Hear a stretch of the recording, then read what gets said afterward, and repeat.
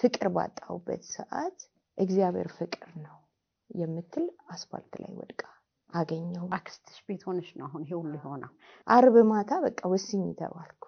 እሱጭማ ሞቴ በየስል ከምሽቱ 1 ሰዓት ነው ከቤት የወጣሁት። እንዴት ነበር ያንቺ ይሄኛው መንገድሽ? ጌታ ሆይ ስደቴ ወይ የራሴ ወይ የሰይጣን እንዳይሆን።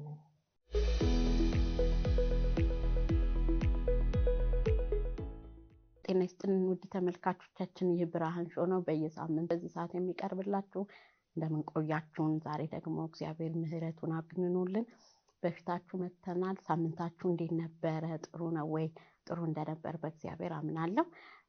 ደግሞ ሌላ እንግዳ ዛሬ ይዤላችሁ መጥቻለሁ። አብራችሁ እንድትቆዩ በአክብሮት እንጋብዛችኋለን። እንግዲህ ዛሬ እግዚአብሔር ያደረገላትን ደግሞ እህታችን እታጉ ልታጫውተን ልትነግረን ስለ እግዚአብሔር ልናወራ በዚህ በፊታችሁ ቆመናልና እታጉዬ እንኳን ደህና መጣሽ። እስቲ ማናት እታጉ ለሚሉት ተመልካቾቻችን እታጉ ማናት?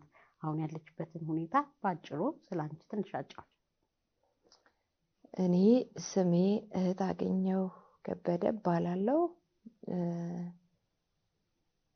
አሁን ላይ ያው የሶስት ልጆች እናት ነኝ። 3 ሴቶች ልጆች አሉኝ። የምኖረው አሜሪካ ነው። ያው የተወለድኩት ግን ክፍለ ሀገር ወደ መዛ አካባቢ ያደግኩት አዲስ አበባ ነው። ይሄን ይመስላል። ጌታ ይባርክሽ እታጉዬ። ደግሞ ከአሜሪካ መጥተሽ እኛንም ለማግኘት ወደ ስቱዲዮአችን ስለመጣሽ በጣም ነው የምናመሰግነው። እግዚአብሔር አምላክ አብዝቶ ይባርክሽ። እንደው ጥያቄን የሚጀምረው እታጉ ጌታ እንዴት አገኛት? መቼም እሱ ነው የሚያገኘን አይደል? ሁሉ ጊዜ ጌታ እንዴት አገኛት፣ በማን አማካኝነት አገኛት የሚለውን የጌታ ወደ ጌታ ቤት የመጣሽበትን የህይወት መንገድ ትንሽ አጫውሽ። ጌታን በጣም በሚገርም ሁኔታ ነው እኔ ጌታ ራሱን ያስተዋወቀኝ። ትንሽ ልጅ እያለሁ ምናልባት 12 ዓመት አካባቢ ከክፍለ ሀገር መጥቼ የምኖረው አክስቴ ጋር ነበርና ያክስቴ ልጅ ይሄ ሲሸልስ ሬዲዮ ጣቢያ ፕሮግራም ተሰማ ነበርና የሆነ ቀን ብዙም ስለራሴ ብዙ እንትኑ የለኝም፣ የሆነ ኖቲስ ማረግበት የሆነ አለ አይደለ አልነበረኝም። ግን ምን ሰማሁኝ እዛ ላይ ምንም ዕውቀቱ የለኝም። ህዝቤ ሆይና ከጠራራ ፀሐይ ከእሳቱ ሸንፈር ጥላ ልሁንልህ የሚል በኋላ ነው እንግዲህ ተስፋዬ ጋቢሶ በጣም የምወደው ማከብረው ዘማሪ ነው። የሱ መዝሙር እንደሆነ ያወቅኩት በዛች ሰዓት ምሽት ላይ ነው። ያቺ ቃል ብቻ ናት ውስጥ የቀረችው እና በዛ መልኩ ነው እንግዲህ ውስጤ ላይ። ሌላ ደግሞ በሌላ ጊዜ ትንሽ ራሴን ማወቅ እየጀመርኩኝ ያለው የመጽሐፍ ቅዱስ ቁራጯ ትንሽ ወረቀት ተቆርጣ እግዚአብሔር ፍቅር ነው የምትል አስፋልት ላይ ወድቃ አገኘው ማለት ነው። እና ያቺ እግዚአብሔር ፍቅር ነው የምትለዋ ወረቀት ለኔ መልእክት ነበራት። ምክንያቱም የሚወደኝ የሚያፈቅረኝ የሚያቅፈኝ የምፈልግበት እናቴም አባቴም ከኔ ጋር አልነበሩም፣ እነሱ ሌላ ሀገር ናቸው። በዛ ወቅት በጣም ብቸኝነት በጣም የሆነ የኔ ብሎ የሚያቅፈኝ በመፈልግበት ሰዓት ፍቅር ባጣውበት ሰዓት እግዚአብሔር ፍቅር ነው የምትል የወደቀች ትንሽዬ ወረቀት አገኘሁ። ከዛ በኋላ ያችን ወረቀት የሆነ ቦታ ሳስቀምጣት የምትጠፋብኝ ስለሚመስለኝ በጣም ነው ማለቅሰው ሳያት። እግዚአብሔር ፍቅር ነው የሚለውን ሳነብ እዚህ ውስጥ ነው ማስቀምጠው፣ በቃ የትም ቦታ እንዳትሄድብኝ ማለት ነውና ያችን ወረቀት ሳገኝ እኔ የዘላለም ህይወት እንዳለ ማላቅ ጀስት ያቺ ወረቀት ብቻ ናት ለኔ ፍቅሬ ውስጤ የነደደው። ሌላው ከዛ በኋላ ነውና በዚህ መልኩ እንገርም ነው። ከዛ በኋላ ወደ ቤተክርስቲያን ሄድሽ? እሱ ደግሞ ምንድነው ካሳንቺስ አካባቢ ላይ የሆኑ እንደዚህ ቦታዎች ላይ ነጮች ነበሩና ዘነበወርቅ ትምህርት ቤት አካባቢ እንደዚህ ይርኩኝ አክስቴ ጋር ተልኬ ይርኩ በዛ መንገድ ከኋላዬ አንዲት እህት መጣችና ስለ ጌታ ልትነግረኝ ፈለገች። እሷ ትልቅ ሰው ናትና ልክ ገና ሳትጀምረው አውቀዋለሁ አልኳት። ምንም እኮ ግን ማውቀው ነገር የለም አስረጂኝ አብራሪ ብትኝ ማውቀው ነገር የለም ግን አውቀዋለሁ አልኳት።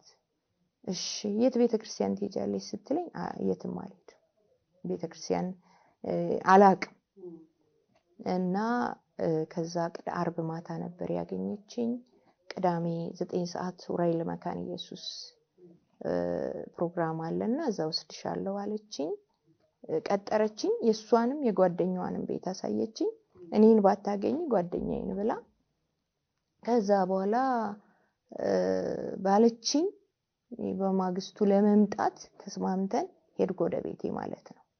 እና ቤቴ ስደርስ ያክስቴ ልጅ እንደዚህ ብዬ ስነግራት አረ አንቺ ልጅ ዝም ብለው የትም ማንም እንዳያርድሽ እንዴት ነው ዝም ብለሽ የምትሄጂው ስትለኝ እኔ አዲስ አበባ ውስጥ ሰው እንደሚታረድም አላውቅም።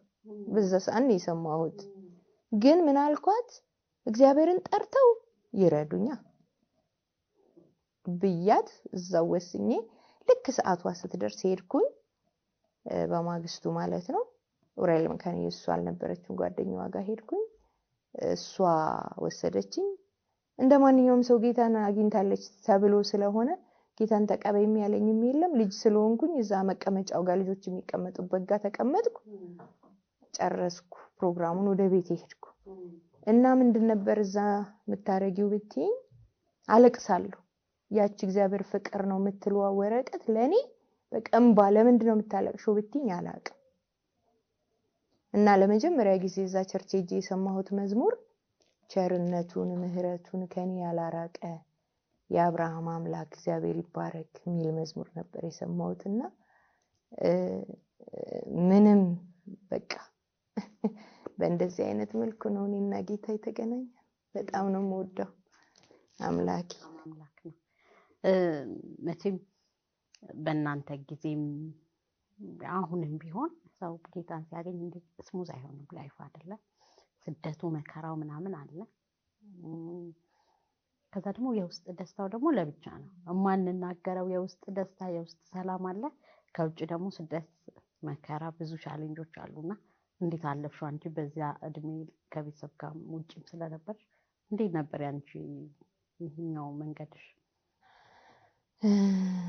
ያው ምልሽ ክርስትናውን በደንብ ባይገባኝም የሆነ እውነት ግን ገብቶኛል። እና ሰልፎቹ በጣም ብርቱ ነበሩ። ረሃብ አለ፣ ምግብ ተከለከልኩ፣ ልጃችን አይደለሽም ተባልኩ፣ በቃ ከቤት ውጪ ምናምን በጣም ብዙ ነገር ተባለ። ግን አንድ ነገር ጸልይ ነበር። ያን ጸሎት ርዕስ ራሱ መንፈስ ቅዱስ ነው የሚሰጠኝ የነበረው እንጂ መጽሐፍ ቅዱስ አንብቤ እንደዚሁኝ እንደዛ አርጊ የሚለኝም ሰው አልነበረም። እና ምንድን ነበር የምጸልየው? ጌታ ሆይ ስደቴ ወይ የራሴ ወይ የሰይጣን እንዳይሆን ብዬ ነበር የምጸልየውና በአንተ ጊዜ የሚል ነው። እና እኔ እንደዛም በጣም ትልቅ ተቃውሞ እንኳን እየደረሰብኝ ዝም አልልም። ስለ ጌታ አወራለሁ። ኢየሱስ ያድናል ነው በቃ ሁሌ አንደበቴ። እና እንደውም አንድ ጊዜ ቸርች በቃ እንዳትሄድ ተብዬ ተከለከልኩ። በቃና ምን አረኩኝ? ምግብ አቆምኩ። ለምንድነው ምግቡን ያቆምኩት? ራሱ ብልሃቱ ዘዴው እንዴት እንደመጣልኝ ምን ያላቅም። እና ዓርብ አቆምኩኝ። ቅዳሜ ከሰዓት በኋላ ምግባት በማውንም ስባል አልበላም አልኩ። ለምን? ፋርማሲ ሄጄ መድኃኒት መግዛት አለብኝ ከነማ ካሳንቺስ አካባቢ እዛ ነው ያለው ቸርች አቋለው ያውራኤል መካነ ኢየሱስ ሄድኩበት። እና ከዛ በኋላ እኔ እኮ ሄድኩት ቸርች ተካፍዬ መጥቼ የታል መድኃኒቱ? እዛ ብትሄጂ በቆንጨራ ነው ምናምን ተብዬ ልክ ስመጣ የታል መድኃኒቱ ሲሉኝ ተዘግቶ ወረፋ ጠብቁ ሲባል እኔም ጠበቅኩ አልመጡም ሰዎች አልኩ። ይሄን ያህል ነበር ቸርች ለመሄድ በቃ ተደብቀሽ ፍቅሩ እና ምንም ግን አልነበረም። ምንም አይታሰብሽም። ያ የሚሆነው ነገር ምንም ለኔ ምንም አልነበረም። በቃ ፍቅሩ ነበር የሚነደው። አክስትሽ ቤት ሆነሽ ነው አሁን ይሄ ሁሉ ሆነ? እናትና አባትሽ ሲሰ እናቴ ክፍለ ሀገር ናት። እሷም ያው በቃ ካልተውሽ ልጅ አይደለሽም ብላለች። ወስኛ አለችኝ። እኔ እናትነትሽ ይቅር እንጂ የሱ አይቀርም አልኳት። ደመና የለ ንፋስ የለ እኔና ጌታ በቃ እኔና አንቺ እንደምናወራው ነው የምናወራው።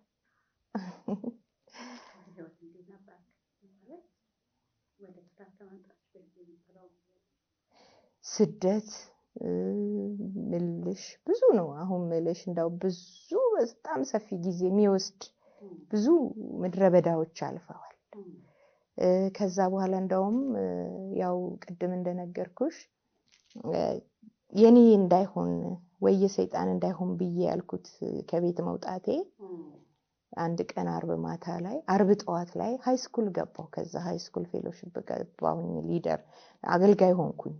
ከዛ ያው እንግዲህ ኤሌመንተሪ ነበርኩ። ከታች ጀምሮ ነው እንግዲህ እየተገፋው በጣም ብዙ ጌታ እየረዳኝ ትምህርት ቤት ሃይ ስኩል ስገባ ወላጅ የሚሆንልኝ አጣሁ እና የሆነ ፖሊስ ነው ወላጅ ይሆንልኝና እዛ ደግሞ ልክ እንደገባው አገልጋይ ነሽ አሉኝ። አገልጋይ ማለት ምን እንደሆነም አልገባኝም ግን ውስጤ የነበረው ነገር ከዛ ደግሞ እግዚአብሔር ብዙ እህቶች ወንድሞች ሰጠኝ እዛና በዛ መልኩ ያለሁኝ አርብ ፕሮግራም ነበረን የሃይ ስኩል ፌሎሺፕ የምስራቅና ኮከበ ጽባህ ተማሪዎች ነበርንና አርብ ጠዋት ላይ የኔ ጊዜ ነው አለኝ ጌታ።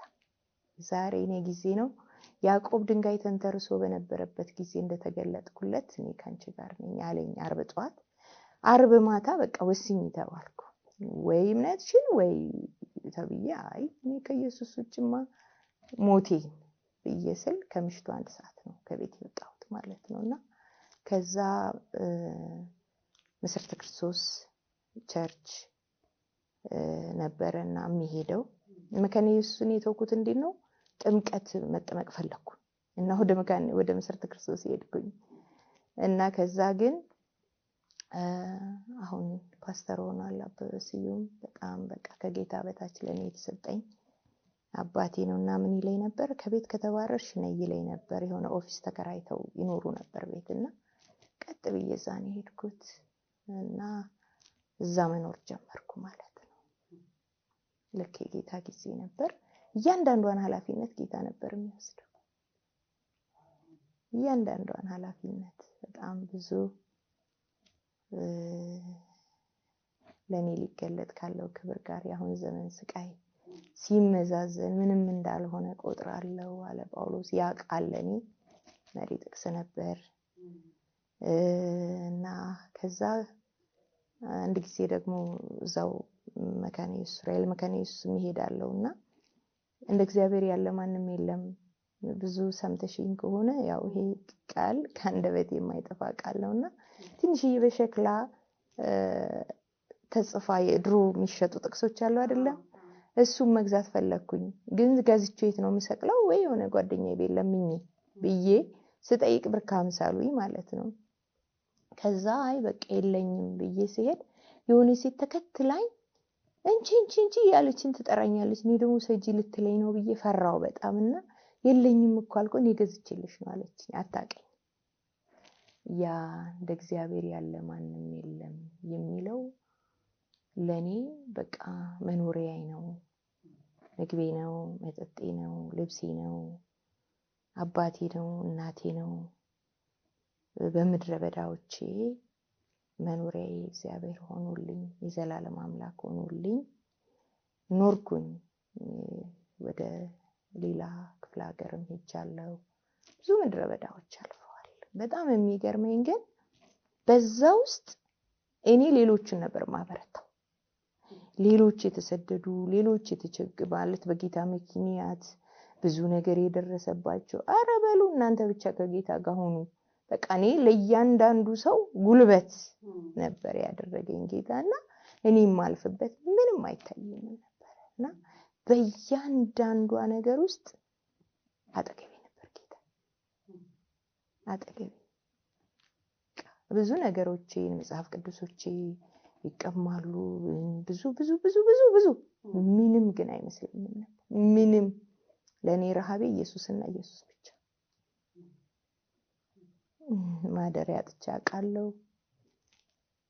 በጣም ብዙ። አዎ ግን ምንም እኔ በቃ ሁሉ ነገር የኔ እንደሆነ ነው ማውቀው በቃ እንጂ ይሄ ተቸግሬ የሆነ ቻሌንጅ ውስጥ ነው እንትን ሆኜ ምን ሆኜ የሚል ነገር የለም። አንቺ እንደውም ስለ እግዚአብሔር የሆነ እንትን ነገር ከተናገርሽ በጣም ነው የምቆጣሽ። እንዴት እግዚአብሔርን ታሚያለሽ ምናምን ብዬ እና በዛ ነው ጌታን ያውቅ። እግዚአብሔር ይመስገን በእውነት እግዚአብሔር ሁልጊዜም አለ፣ ትናንትናም አለ ዛሬምና ያረዳሽ እግዚአብሔር የተባረከ ይሁን። በዚህ ሁሉ ስደት ውስጥ አብሮሽ የነበረው እኔ የሚገርመኝ እናትም አባትም ሳይኖር ደግሞ ሴት ልጅ ሆኖ በጣም ከባድ ነው። እሱ ነበር ማስበውና ግን እግዚአብሔር ረድቶሽ አሁን ደግሞ አይደል ባለትዳር ልጆች እናት ሆነሽ የኖርሽ ነው ከባለቤትሽ ጋር እንድትዋወቅሽ። ስለ ልጆችሽ ደግሞ እስቲ ትንሽ ንገሪኝ። ከባለቤቴ ጋር የተዋወቅኩት ኮተቤ አካባቢ መጨረሻ ላይ እንዳልተውኩ ስታቅ እናቴ ቤት ልከራይልሽ አለችኝና የሆነች ቤት ያክስቴ ጓደኛ የሆኑ እዛ አካባቢ ቤት ፈልጉላት ተባለና ቤት ተፈለጉ። ቤቱን አጡና እኔ ልጆቼ ጋር ቡና ሻይ ጠጥተሽ ትመለሻለሽ ብለው ቤታቸው ወሰዱኝ። ከዛ ቤታቸው ሲሄድ ቤታቸው ጫካ ነው አላቸው፣ የራሳቸው ቤት አላቸው። እዛች ጋር ደግሞ የዶሮች ማስፈሪያ ደግሞ አለ። እሱ ያው የዶሮች ኩስ ምናምን ያለበት ነውና ከዛ ልጄ በቃ እስቲ ሻይ ጠጭና ምናምን ሸኝሻለሁ ያው ቤት አጣን ሲሉ ለምን እዚህ ቤት አልገባም አልኳቸው። ዶሮቹ የሚያድሩበት ቤት ማለት እንዴ ይሄማ እንዴት ይሆናል? አይሆንም አሉ። ምንም ችግር የለም አልኳቸው። ከዛ በቃ እምቢ አልኳቸውና እሺ በቃ እስኪ እናጸደዋለን አሉኝ። በሌላ ቀን ሲሄድ ዶሮቹን አስወጥተው ያያ ቤቱ ምናምን አጸዳድተው በቃ እሺ ከፈለግሽ አሉኝ። ገባሁ። ግን ስገባ እንዲሁ ቤት ልትከፍልልኝ ነው እንጂ የሚበላ የለም የሚጠጣ የለም የሚለበስ የለም ምናምን የለም።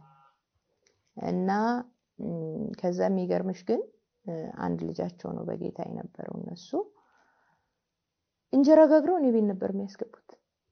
ልጆቹ በሙሉ አያውቁኝም፣ የኔ ታናናሾች ናቸው። ሁሉ በቃ ማድረው ከነሱ ጋር ነው፣ ብቻዬን አላድርም። ልክ በቃ የሆነ እንግዳ ቤተሰብ ትልቅ ቤተሰብ እንደመጣባቸው አርገው ነው የተቀበሉ። በእንደዛ እየኖርኩኝ እያለው እዛው አካባቢ ደግሞ እዛ የነበረ አንድ በጌታ የሆነ ልጃቸው ብዬሽ ነበርና እኔ ያው ወንጌል የትም ልሂድ ወንጌልን ማውራት ነው ስራዬ፣ ስለ እግዚአብሔር ማውራት ነው ስራዬና አንድ ቀን ቤታቸው ላይ ምን አየሁኝ። ቤታቸው ስገባ ስለማይነገር ስጦታው እግዚአብሔር ይመስገን የሚል ጥቅስ አይ ሰዎች ትንሽ ያውቃሉ ማለት ነው ብዬ ከዛ በኋላ አንድ ቀን ከትልቅ ልጃቸው ጋር ትልቅ ሰው ነው ስለ ጌታ ላወራለሁ ስል ቀድሞ አወራል። በቃ በዛ ሌሎቹ ግን አይደሉም። ከዛ እሱ ልብስ ስፌት ትምህርት ቤት ነበርና ከፈለልኝ መማር ጀመርኩ እና በዛ እንደዛ ተማርኩኝ፣ ጨረስኩኝ፣ አስመረቀኝ። በቃ እንዳባቱ ሆኖ ማለት ነው። ከዛ ልብስ ስፌት በቃ መስራት አለብሽ እንጀራ መግዣ ምናምን ብሎ ሲሰጠኝ እኔ ትንሽዬ ሱቅ በ35 ብር ተከራየውና 2 ሳሙና 2 ክብሪት ምን አርጌ እጄን ጭኜ ጸልዬ ሱቅ ከፈትኩ ማለት ነው። የሚገርምሽ ነገር ታዲያ በጣም ብዙ በቃ እንትን እንዳለው ነው የኔ ገበያ እኮ የለም እዛ ወደ ውስጥ ወደ ጎሬ ውስጥ ገብተሽ ነው። ግን በቃ የሚገርመው ነገር ትልቅ ሱቅ እንዳለ ሰዎች ይመጡ ነበርና እንደውም አንድ ቀን ምን አለችኝ አንዷ ማን ነው የሚገዛሽ እዚህ ውስጥ ግን ምናምን ስትለኝ ኢየሱስ አልኳት። ኢየሱስ ነው የሚገዛኝ አልኳትና እዛች ውስጥ እያለው ምን አለኝ ጌታ ጅማሬሽ ታናሽ ቢሆን ፍጻሜሽ ታላቅ ነው አለኝ። እና እያንዳንዷን አውርተን ነው የትም ብሄድ አንቺ ጋር ብመጣ በቃ አውርተን ነው ከጌታ ጋር እና በእያንዳንዷ ቃል ላይ ሞገስ ነበር፣ በረከት ነበር። ምን ልበልሽ በዚህ ውስጥ እያለው ያው ሴት ልጅ ስትሆኚ በተለይ ብቻሽን ስትሆኚ ሁሉም ይፈልግሽ የለ። ከዛ በፊትም ብዙ ለኔ 10ኛ ክፍል ስላቋረጥኩ ከቤት ስወጣ ትምህርቴን እናስተምርሽ እንዲህ ሲሉ እኔ የእግዚአብሔር ፈቃድ የሌለበት የሰው ባል አላገባም ነው የምለውና እንደውም 33 ቁጥር ባስ ውስጥ ምን ብዬ ጸለይኩኝ ገብቶኛል አልነበረም ግን እሱ ጸሎት ራሱ እንዴት እንደጸለይኩት ምን እንጃ ግን አሁን ዛሬ ላይ ሳስበውና ምን አልኩት ጌታ ሆይ እኔ ሰው ባል ማግባት አልፈልግም ወንድምም አባትም ባልም የሚሆነኝ የሚረዳኝ ብዬው ነበር እና በዚህ ውስጥ እያለን አንድ ቀን እሱ ኮተቤ አካባቢ መምህራን ኮሌጅ አካባቢ እሱ ከላይ ይመጣል ከታች እመጣለሁና መንፈስ ቅዱስ ተሻገር ያለኝ እጁን ቀለበት ያረገበትን ሲለኝ ያለው እሱ ነው አለ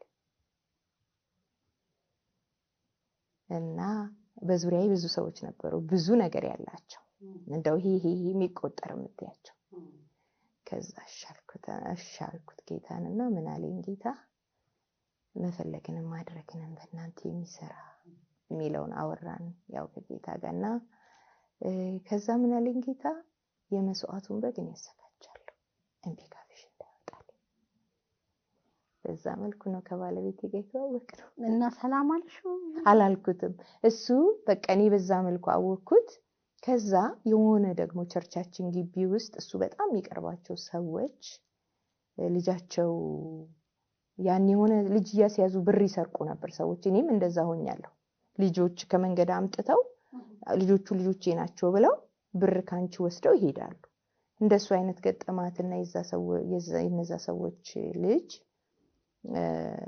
እዛ ቤት ተገናኘ ልክ እሱም ለካ ህልም አይቶ ነበርና ህልም ሲያይ እኔ እንደሆንኩኝ ይነግረዋል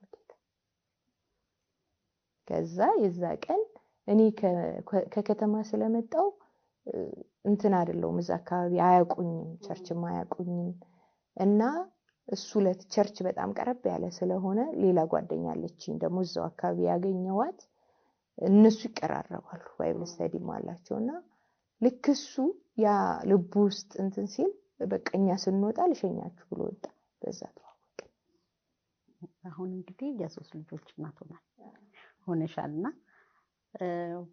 እንዴት ልጆችሽን እዚሁ ነው የወለድሻቸው አሁን ደግሞ እዛ ነው ያሉት ስለ ልጆችሽ ንገሪኝ እኔ በጣም ነው የምወዳቸው እንግዲህ ያገለግላሉ በጣም ብዙ ሰዎችን ሰፖርት ያደርጋሉ በመንፈሳዊ ነገርም እንዳደጉ አውቃለሁና በልጆችሽም የተወሰነ ፈተና እንዳለሽ አውቃለሁ እስቲ ስለነሱ ትንሽ አጫውሽ አዎ እግዚአብሔር ይመስገን ያው ወደ ትዳር እንግዲህ ስንመጣ እንዳለው ጌታ የመስዋዕቱን በግ አዘጋጅቶ እንደው ትንሽ ስለ ሰርጌ ራሱ ብናገር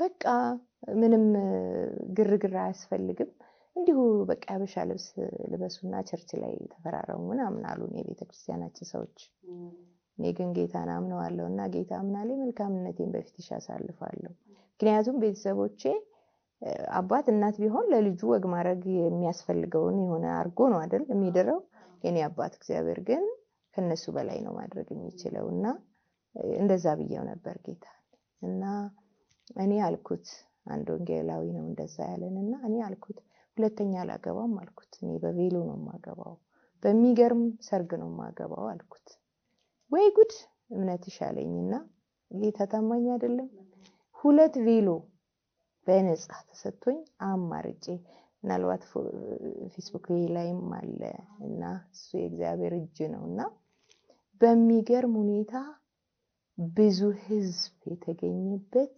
የሚገርም ሰርግ ቤተሰቦቼ እነዛ የገፉኝ መተው አይተው እግዚአብሔርን ክብር የሚገርም ሰርግ ዛሬ ድረስ ኮተቤ ላይ ማነጋገሪያ የሆነ ሰርግ ተብሎ ሰርጋችን ተደገሰ የሚገርም ሰርግ ማለት ነውና ጌታ እንደዚህ ያለ ሰው የጌታ ሆኖ ይኑር እንጂ በእውነት በጽድቅ እግዚአብሔርን ከእግዚአብሔር ጋር ተጣብቆ አንዲትም ነገር አይጎልበትም እና እግዚአብሔር እንዳለው መስዋዕቱን በግ አዘጋጀ ደመና የለ ነፋስ የለ ሸለቆ ይሞላል ብሎን ነበር ጌታ እና የሰርግ ወረቀታችን ላይ ሳልናገርም አላልፈው ሁሌ ለሰዎች ስነግር ይሄንን በጣም እንደ ትንግርት ነው የሚያዩትና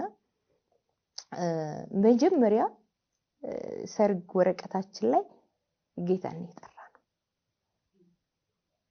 ጌታ ኢየሱስ ሆይ ሰርጋችን በዚህ ቀን ነውና እና ብለን ወረቀት ጽፈን ቁጭ አደረግን። መጀመሪያ ጌታን የጠራነው የሰርጋችን ወረቀት ላይ እና በዛ መልኩ ወደ ሰርግ መጣን። ጥቂቷን ነገራችንን ባረከልን። ምን ልበላችሁ በቃ አውርቼ የማልጨርሰው የእግዚአብሔር አብሮነት፣ ታላቅነት፣ በረከት የትልቅ የባለስልጣን አይነት ሰርግ የመሰለ በተሰደድኩበት፣ በተናኩበት፣ በተንከራተትኩበት፣ ማደሪያ ባጣሁበት፣ በተገፋሁበት ቦታ ሰዎች መካከል ለካ እንዲህ ነው እንዴ እሷ የምታምነው እግዚአብሔር ተብሎ በእንደዛ አይነት ሁኔታ ወደ ትዳር መጣን። ከዛ የመጀመሪያ ልጃችንን ስንወልድ ልክ እስከ መወለጃዋ ሰዓት ድረስ ደህና ነበረች። ልክ ልትወለድ ስትል ግን የለችም ተባለና እግዚአብሔር ግን አንድ ነገር ብሎ ነበር። ልክ 9ኛ ወር ሀፍ ላይ ያለው ጻድቅ በእምነት በሕይወት ይኖራል አለኝ። ድምጽ ነው የምሰማው። ያው ድምጽ እግዚአብሔር ሁሌ ያስለምዶኛልና ከዛ ጻድቅ በእምነት በሕይወት ይኖራል፣ እግዚአብሔር ከፍ ያለውን ነገር ያደርጋል የሚል 2 ቃል ሰጥቶኝ ነበር። እና ከዛ በፊት ከሷ ሚስኬሬጅ ሆኖብኛል። ያ በጠላት ሐሳብ እንደሆነ እግዚአብሔር ተናግሮኛልና እሷ ገና በማህፀኔ ሳትቀመጥ ከ3 ወር በፊት ነው እግዚአብሔር የተናገረኝ ስለሷ። እና ልክ ስትወለድ ያው እነሱ እንደሌለች አረጉ። ግን እሱ ያው እኔን አትርፍ ስለተባለ እዛ ወደ ጥቁር አንበሳ መጀመሪያ የካቲት ነበር። ከዛ እሷን አውጥተው ልጅም አልጠየቀም ለምን የለችም ስለተባለ እና ከስንት ቀን በኋላ ሲፈልጉ ቤተሰብ እንዲሁ ሲጠሩ ነው ቤቢ ታገኝ ከበደ የሚል ስለተጻፈባት ሲጠሩ ድንግጥ ይላል። ምንድነው ምናምን ብለው ሲጠይቅ እንደዚህ የለችም ተብዬ ነበር ምናምን ሲል ማን አንተ ሲሉት አባት ይያት ተብሎ ያው ልቧ ነው ችግሯ ብለው ነበር። እና ኦክሲጅኑ ድንገት ከአፍንጫዋ ከተነቀለ ጥላሸት ነው የምትመስለው። እና ከዛ ምን አሉን በቃ እዚሁ ጥቁር አንበሳ 7 አመት ትኖራለች፣ እስራኤል ሀገር ሄዳ ሰርጀሪ ተሰርታ ምናልባት ልትድን ትችላለች ብለው አሉን ማለት ነው። ከዛ ይሄንን ብለውን ለኔ እዛው ክፍል እሱ አጠገብ ሰጡኝ። እሱን ግን ወደ ቤት ሄዳሉ። እሱ ግን አይሄድም ነበርና ከዛ አንድ ቀን ሌሊት ላይ ነርሶች ወደ መኝታ ሲሄዱ እሱ ገብቶ ከኦክሲጅን ላይ አንስቷት እየጸለየላት ነበር። ልክ ነርሷ ስትመጣ ከዛ ላይ አንስቷታልና ጮች፣ ፖሊስ ጠራች፣ ምናምን ሊገል ነው ምናምን ተብሎ ከዛ በዛ መልኩ መልሰው ኦክሲጅን ላይ ያረጓት። ልክ እሱ ያረጋው ማረግ ጀመሩ እነሱ ፕሮፌሰሮች። በማግስቱ ተጠሩ። ምንድነው ያረከው ተባለ ምናምን።